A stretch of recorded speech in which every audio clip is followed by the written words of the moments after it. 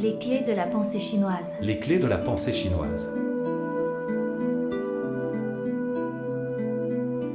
Tradition philosophique. Tradition philosophique.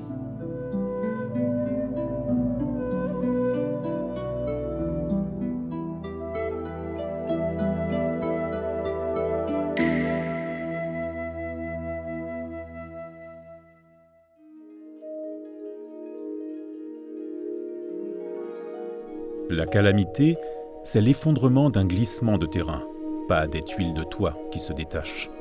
患在土崩，不在瓦解。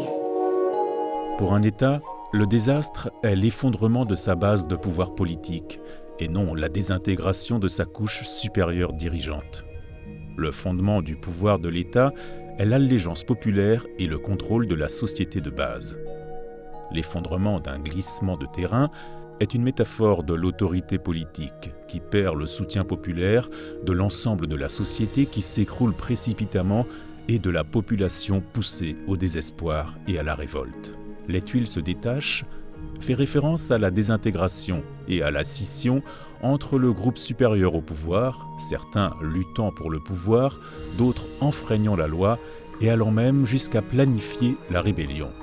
L'effondrement, c'est secouer les fondements sociaux et économiques du pouvoir de l'État et nier sa légitimité et son droit d'exister. C'est donc quelque chose qu'il faut craindre et éviter. La désintégration, en revanche, peut généralement être surmontée dans le cadre existant et n'est pas à craindre autant. Ce type de sagesse politique attache une grande importance à la volonté du peuple et à la gouvernance de la société de base. C'est semblable à l'idée de « le peuple d'abord ». La plus grande calamité pour l'Empire est un effondrement de la société de base comme un glissement de terrain, mais pas la désintégration de son groupe supérieur au pouvoir comme quelques tuiles de toit qui se détachent. C'est la vérité depuis toujours. Si l'Empire est vraiment sur le point de s'effondrer, même les roturiers et les pauvres se tourneront parfois vers le mal et mettront en danger le pays. Chen Sheng était un tel homme. Bien qu'il n'y ait pas grand ordre dans l'Empire, tant qu'il n'est pas réellement sur le point de s'effondrer, l'État sera inébranlable et ne sera pas conquis, même face à des rebelles puissants et des troupes fortes. Les princes de Wu, de Chu, de Qi et de Zhao étaient à la tête de tels États. Mémoires historiques.